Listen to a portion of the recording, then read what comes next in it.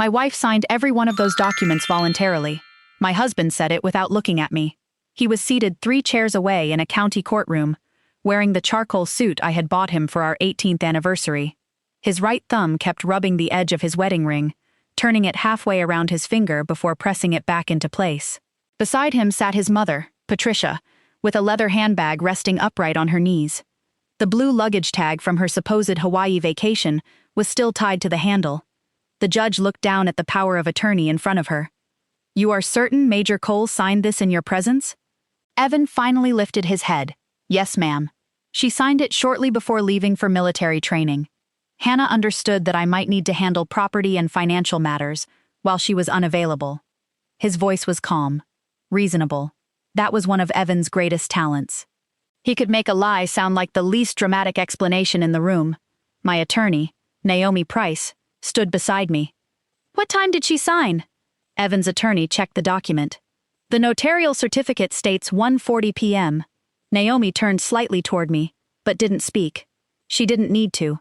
At 1:40 that afternoon, I had been several hundred feet above a training field near Fort Campbell, flying the left seat of a Black Hawk helicopter. The aircraft log showed it. The duty schedule showed it. The entry records showed that I had gone onto the installation before sunrise and had not left until after 4. Evan didn't know we had all of that yet. He also didn't know I had saved 47 minutes of video from the camera mounted above our garage workbench, the same camera that had recorded him practicing my signature while his mother watched. Naomi placed one hand on the table. "Your Honor, before we discuss whether Major Cole understood these documents, I believe we should determine whether she was physically capable of signing them." Evan's thumb stopped moving. Patricia glanced toward him. It lasted less than a second, but I saw it. The judge leaned back. "Proceed." 6 weeks earlier, I believed the hardest thing waiting for me that summer was a training rotation in the California desert. That morning, I had driven Evan's parents to the Nashville airport, watched them roll 2 blue suitcases through the departure doors, and hugged them goodbye before their flight to Hawaii. 28 minutes later, Rosa called me from inside my own house.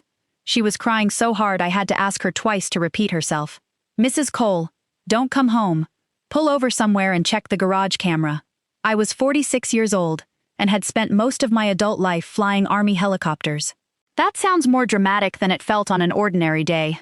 Most of my work involved weather reports, maintenance questions, schedules, and young pilots pretending they weren't nervous before evaluations.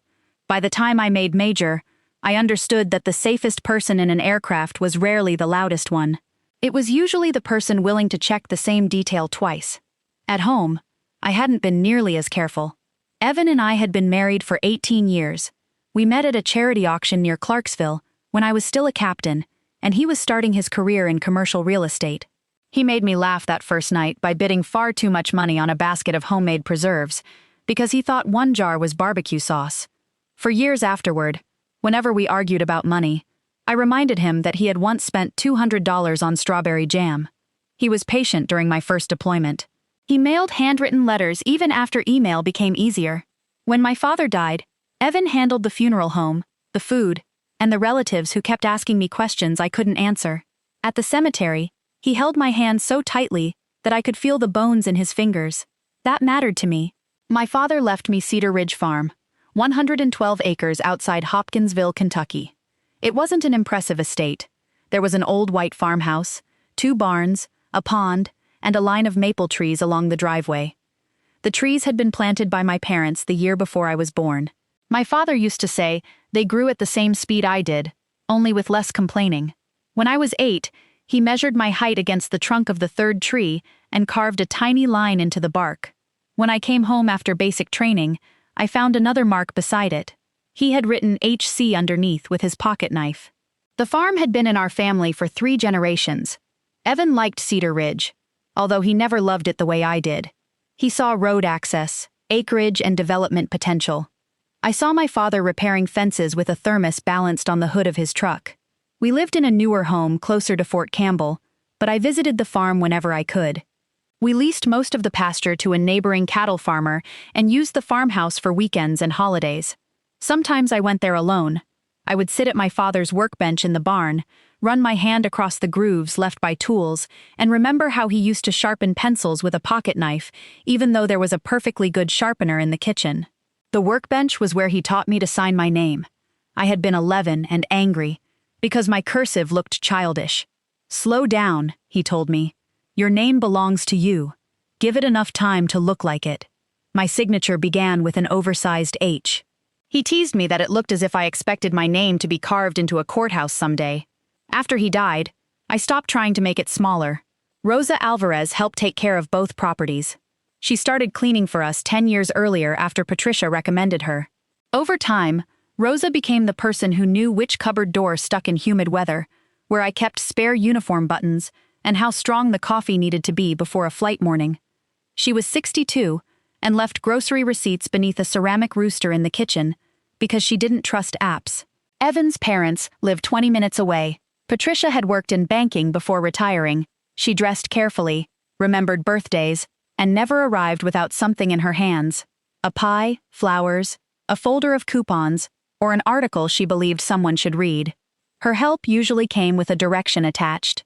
"You're so busy," she would say. "Let me take care of that." Sometimes I let her. That was one of my mistakes. Evan handled most of our household finances because his work involved contracts and numbers. Patricia kept copies of several family documents in a fireproof cabinet at her house. I told myself it was practical. If our home burned or I was sent overseas, someone else would know where everything was. My father had taught me to maintain my own vehicle, review every flight plan, and never sign a form I hadn't read. He had never warned me about handing documents to someone I loved. The summer before everything happened, Evan's business became unusually demanding. He was developing a mixed-use property called Crescent Landing, on the edge of Clarksville. He described restaurants, offices, and apartments with balconies facing the river. The project was behind schedule, but he always called the delays temporary. "Construction is expensive right now," he told me. "Once the next round of financing clears, we'll be fine." I believed him. When he started working late, I brought dinner to his office twice. When he began taking calls outside, I assumed he was protecting client information. When Patricia started asking questions about Cedar Ridge, I thought she was trying to help us lower the taxes. I didn't ignore those things because I was stupid. I ignored them because each one had an explanation, and accepting the explanation allowed me to keep the life I thought I had. The first thing that genuinely bothered me was a property tax notice. It arrived in April, folded inside another envelope because it had been forwarded from Patricia's address. I found it beneath a stack of advertising mail. "Why is the farm tax bill going to your mother?" I asked Evan. He looked over from the refrigerator. "She's helping me organize the insurance renewals. That doesn't require changing the mailing address." I didn't change it permanently. He closed the refrigerator and wiped his hands on a dish towel. "You have California coming up. I'm trying to keep small things from piling up while you're gone." His answer irritated me, but it also sounded like something a considerate husband might say. I told him to change the address back. He kissed my forehead. "Already handled." A week later, Patricia asked whether I still had the original deed to Cedar Ridge. We were eating lunch at her house. She had set out chicken salad, sliced tomatoes, and iced tea, in glasses too delicate for everyday use. "There have been fraud cases involving rural land," she said. "People should keep certified copies in separate locations.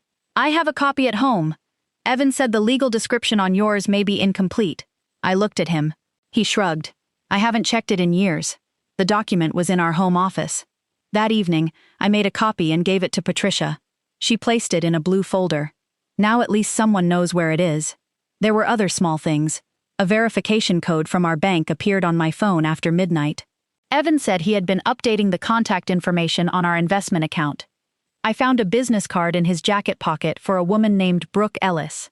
Under her name were the words, "Mobile Notary and Title Services." When I asked about her, he said she had helped his company close 2 commercial leases.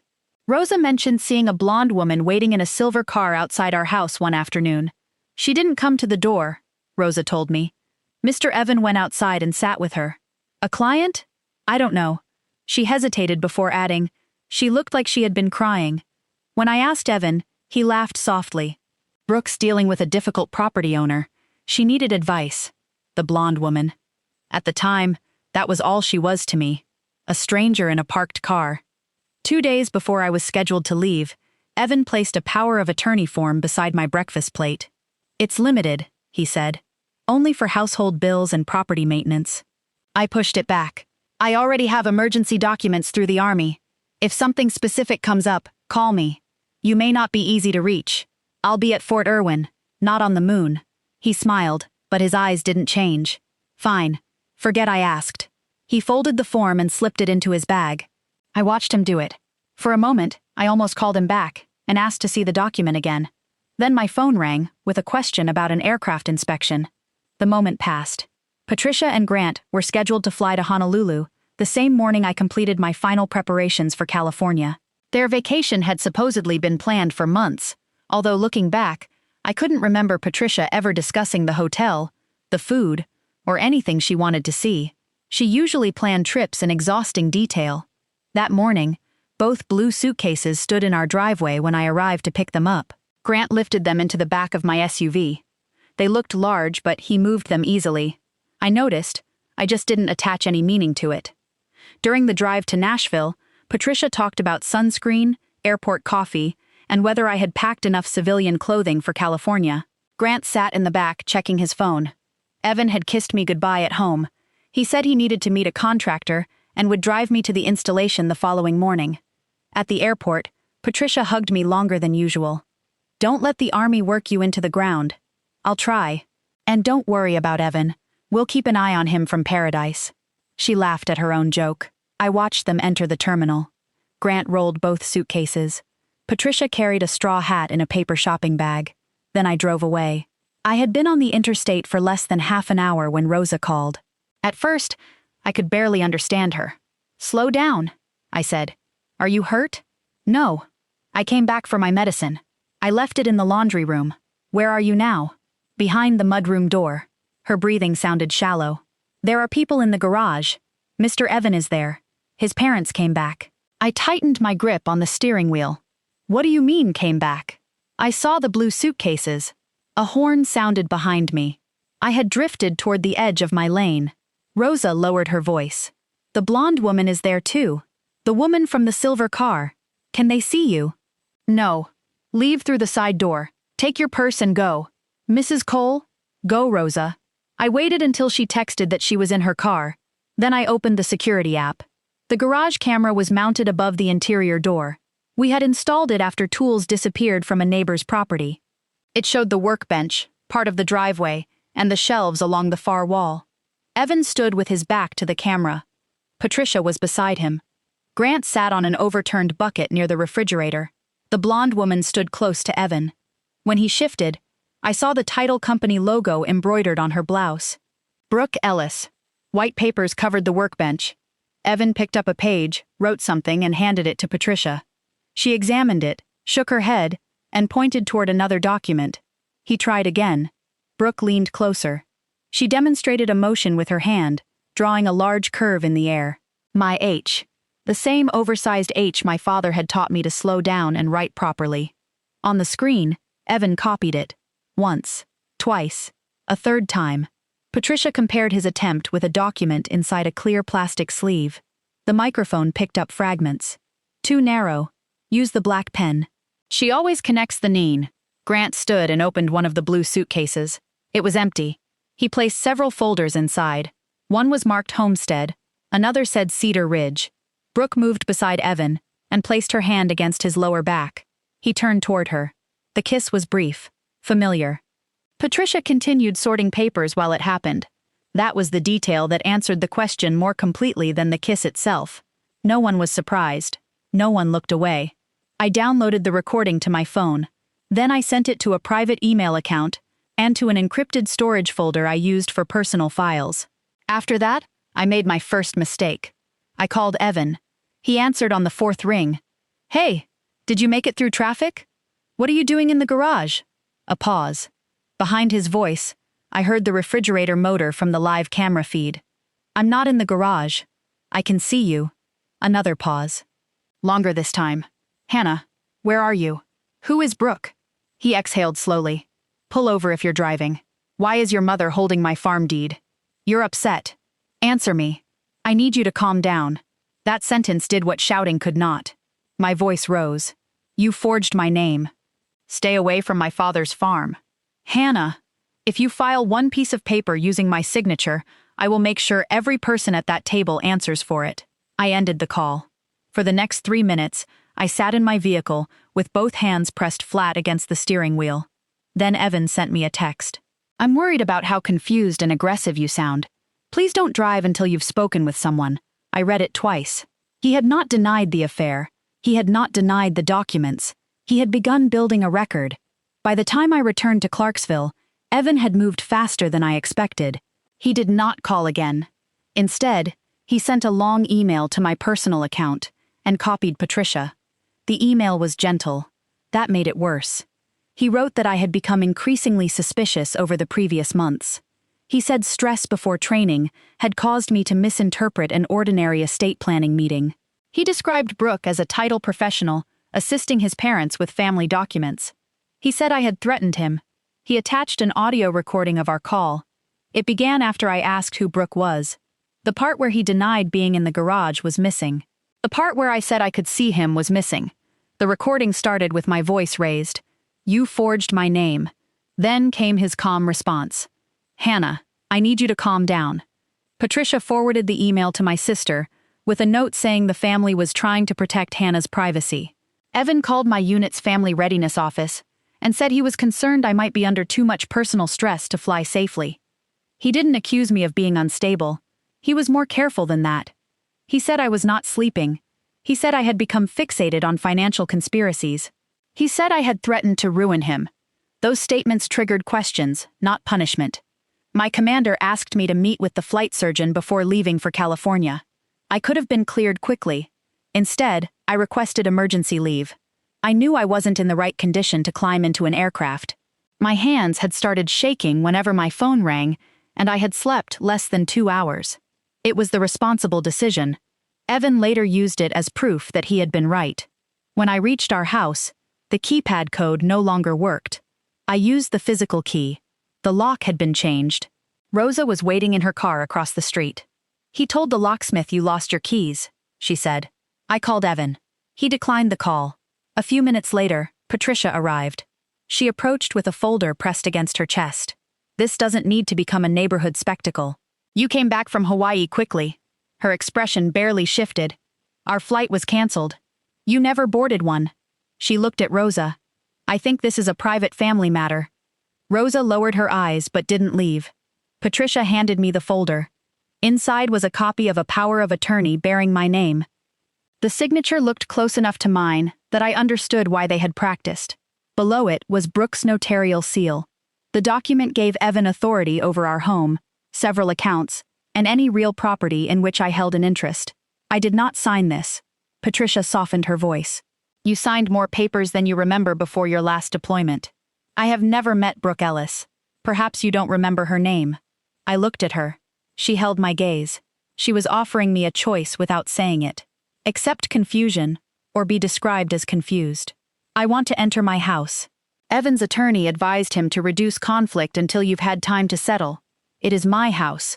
No one is taking anything from you. Behind her, through the front window, I could see that the framed photograph of my father at Cedar Ridge had been removed from the entry table. It was a picture taken near the maple trees.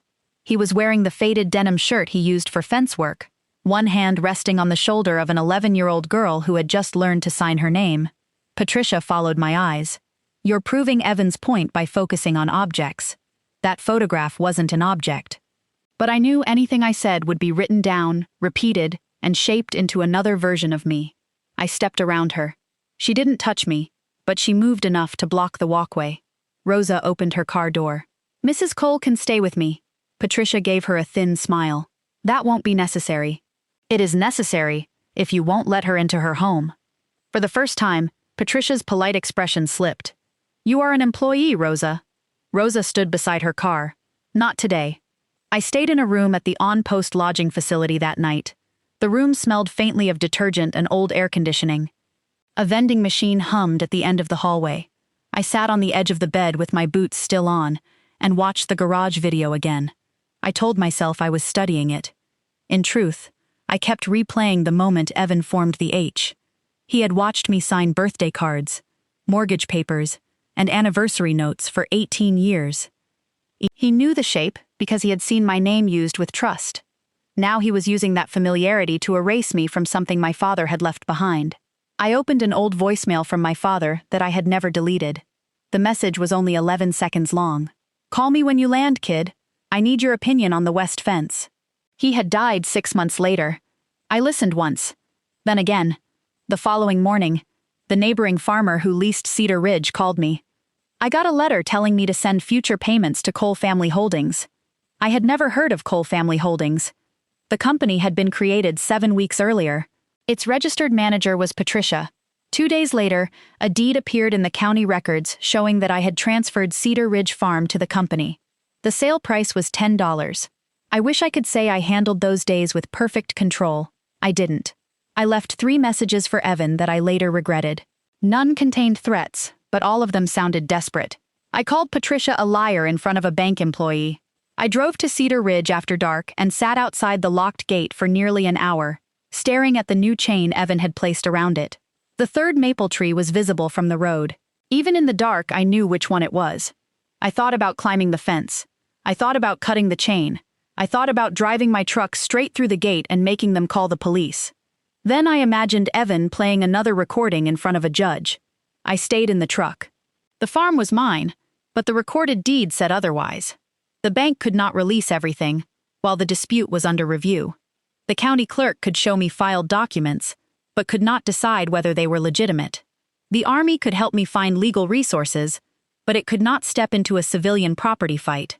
Every person I spoke with asked some version of the same question. Did you ever sign a power of attorney? No. Are you certain? Yes. Could it have been included in another set of papers? No. Did your husband normally manage the finances? Yes. That final answer always changed the expression across the desk. It made their story sound possible. Evan had handled the paperwork for years. Patricia had copies of my documents.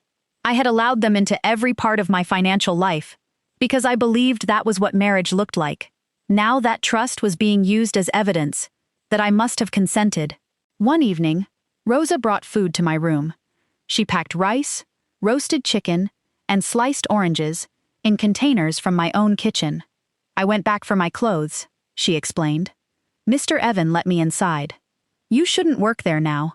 I'm not going back. She placed the ceramic rooster on the small table. The same one from our kitchen counter. I thought you might want it. I laughed once, then covered my face with both hands. Rosa sat quietly. After a while, I asked, "Did I miss something obvious?" She didn't answer right away. "You trusted your husband. That isn't an answer. It is the only one I have." I looked at the food but couldn't eat. What if they make it look like I agreed? What if the video isn't enough? You told me to leave the house before you came back. So, you were angry, but you still thought about whether I was safe. She pushed the container toward me. That is what I know. After she left, I ate the oranges. I couldn't manage anything else. The next morning, I stopped calling Evan. I stopped sending explanations to relatives.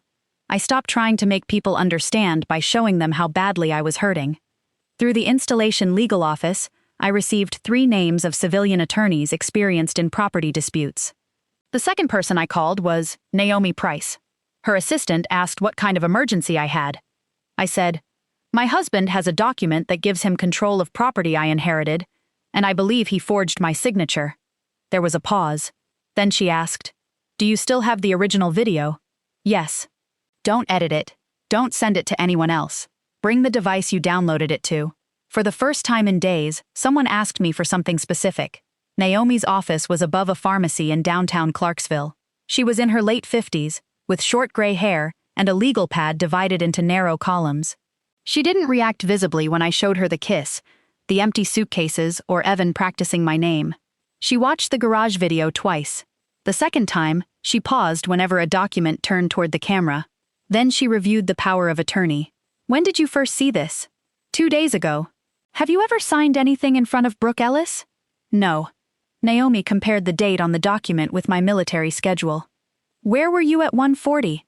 "In the air." "Can you prove that without asking anyone to trust your memory?" "Yes." She nodded. "Good." She asked how Patricia had obtained samples of my signature. "The farm deed. My father's probate papers, a beneficiary form, copies of my identification. They didn't invent your handwriting, Naomi said. They studied it. I looked back at the video. Evan was leaning over my father's workbench, drawing the first letter again. I should have seen it. Naomi capped her pen. Seen what? All of it. No. Her answer was immediate. You should have expected your husband to behave like your husband. He chose to behave like someone else. It was the first kind thing she said to me. She did not say everything would be fine. She did not promise that the farm would be returned. She told me what could be preserved, what could be challenged, and what I needed to stop doing. Do not enter the house without agreement or an order. Do not confront Brooke. Do not contact Evan, unless there is a reason. What am I supposed to do while they use my farm to borrow money? We find out why they need it. She circled the name Cole Family Holdings. People don't usually forge a spouse's signature because they want a simpler divorce. What do they want? Something they believe is worth the risk. The first useful contradiction came from my flight schedule. The document placed me with Brooke at 1:40. At that time, the aircraft log showed me in the air. Naomi warned me that Evan would call the timestamp a clerical mistake. He did. Then the title company confirmed that Brooke's account had been used to submit the farm transfer from an internet connection associated with our house. That tied the garage meeting to the filing. It still didn't explain the purpose. The answer came through the bank. Evan and Patricia had applied for a credit line against Cedar Ridge, $480,000. The loan hadn't funded because Naomi's emergency filing forced the bank to pause. I stared at the amount. What does he need that much money for? Naomi looked at me. Not a divorce. That evening, I went back to Cedar Ridge with permission from the neighboring farmer, who still had access through a side pasture. The farmhouse was locked, but the barn wasn't. Dust covered the workbench. My father's old vise was still bolted to one corner.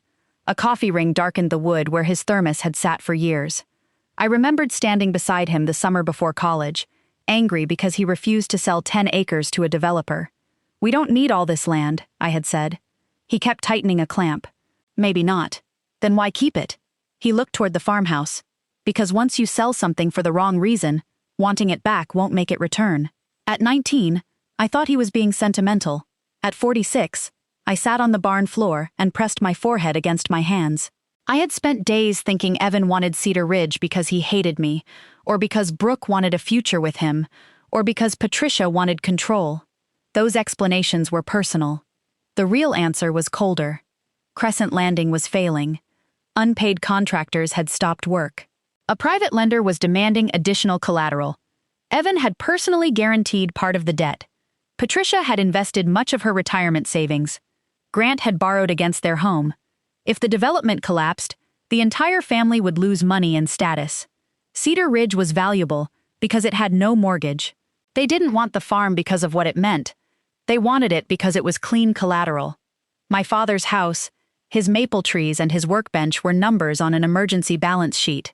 For a while, Naomi and I believed the plan ended with the credit line. Then Brooke called. She refused to meet me alone. Naomi refused to arrange anything outside her office. 2 days later, Brooke arrived with an attorney. She looked younger than I expected, perhaps 37. Her blonde hair was pulled into a loose knot.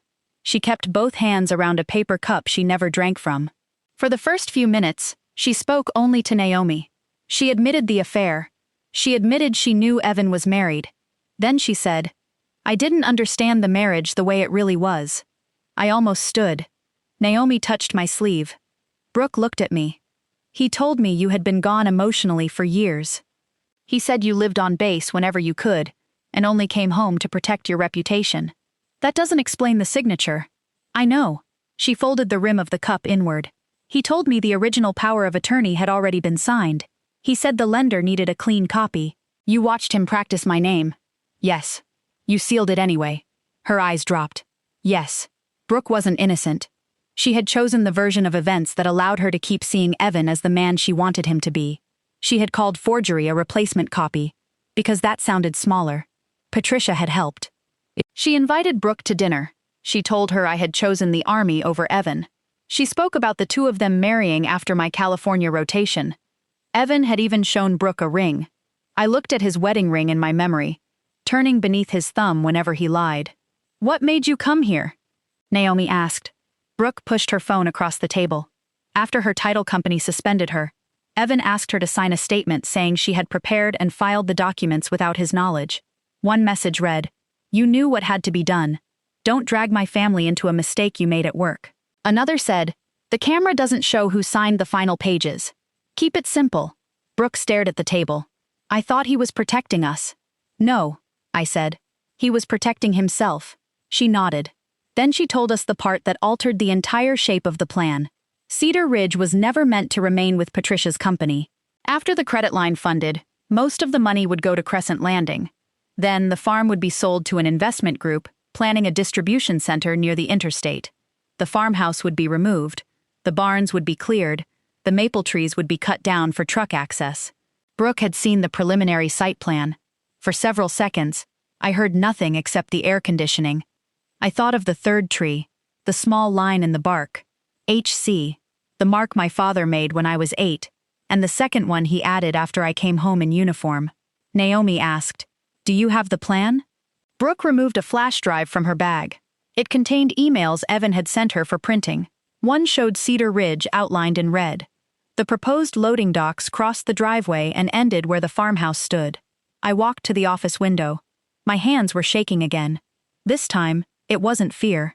I wanted to turn around and ask Brooke how she could sit at Patricia's table, listen to them discuss destroying someone else's inheritance, and still believe she was building a good life. But Brooke was no longer the center of it. Cedar Ridge wasn't their prize. It was the bridge they planned to burn after crossing. Naomi waited until I returned to the table. "Is there anything else?" Brooke looked toward her lawyer. "Evan left me a voicemail." The hearing took place 12 days later. Evan entered the courtroom wearing the charcoal suit I had bought for our 18th anniversary. Patricia sat behind him with the blue luggage tag still attached to her handbag. Grant chose a seat near the aisle. Brooke waited outside. Evan's attorney described a marriage under stress and an attempt to manage family property during my temporary absence. He said there may have been errors in the documents, but no intention to steal anything. Then Evan testified. He said I signed the power of attorney at home.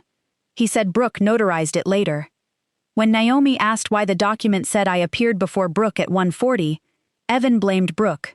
She must have entered the time incorrectly. Naomi showed him the flight record.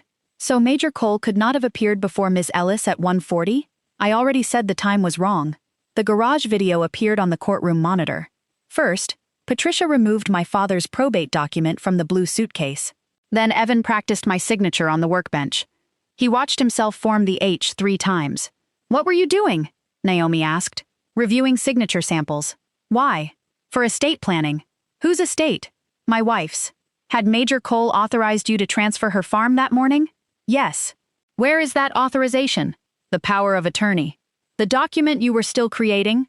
Evan looked toward the monitor. "We were making a clean copy." Naomi played the audio. "Too narrow. Use the black pen. She always connects the N." Evan shifted in his chair. Naomi stopped the video before the kiss. She didn't need it yet. Rosa testified next. She described returning for her medicine, hearing the printer, and seeing the blue luggage in the garage. She did not claim to know what the papers contained. She only said what she had seen. Evan's attorney asked whether she disliked him. "I worked in their house for 10 years. That was not the question." Rosa considered it. "I liked the man I thought he was." His attorney sat down. Patricia testified that the transfer was part of a temporary plan to protect the farm. Naomi placed the credit line application in front of her. "Were you protecting Cedar Ridge by borrowing $480,000 against it?" Patricia reached for water. "I relied on Evan for the business details. Was the money intended for Crescent Landing? I believed the project would benefit the family. Did Major Cole agree to risk her inherited property?" Patricia folded a tissue between her fingers. "She trusted us to make responsible decisions." "That was not my question." Patricia looked down. "No." During the recess, Evan approached me in the hallway. "Hannah, this has gone far enough. You transferred my father's farm. We were going to put it back. After borrowing against it? Crescent Landing needed time.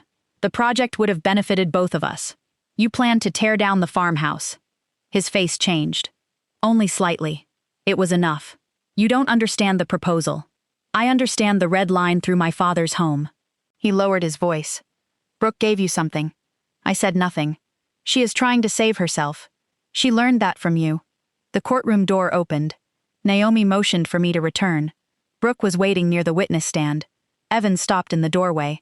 Brooke admitted what she had done. She admitted placing her seal on documents I had never signed in front of her. She admitted watching Evan practice my name.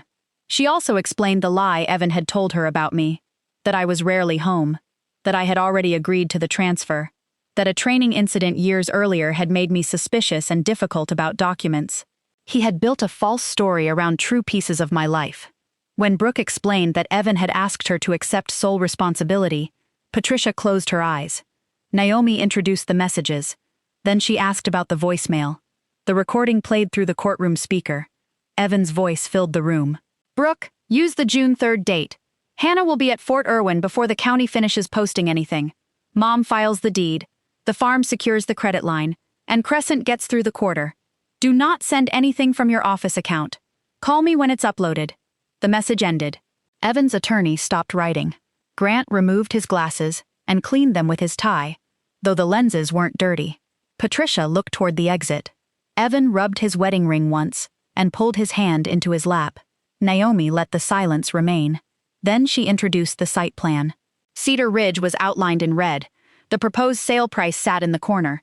The loading docks covered the farmhouse and most of the Maple Line Drive. Evan called it a preliminary concept.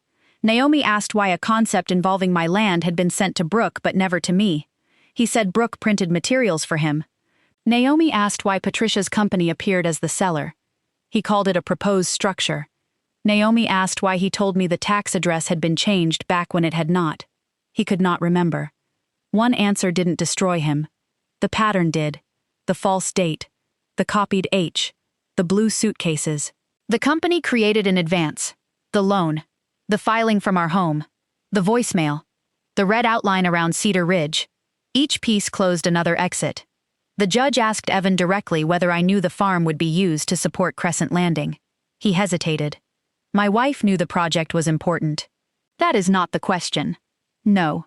Then the judge looked at Patricia. Did Major Cole authorize your company to borrow against her property? Patricia smoothed the tissue between her fingers. No. I expected to feel victorious.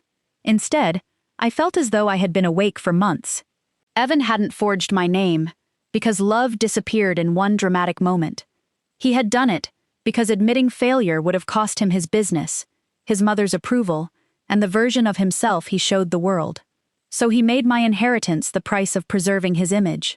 He expected me to carry the loss, because I had carried so many other things quietly. The judge issued temporary orders that afternoon. The power of attorney could not be used. The transfer of Cedar Ridge was suspended. No one could sell, mortgage, or alter the land while the case continued. The credit line remained frozen. The disputed records were forwarded for further investigation. Brooke lost her position and surrendered her notarial authority while her conduct was reviewed. Helping expose Evan did not erase her choices. Crescent Landing entered foreclosure several months later. Patricia and Grant sold their home and moved into a smaller property. Grant provided records to investigators and separated his finances from Patricia's.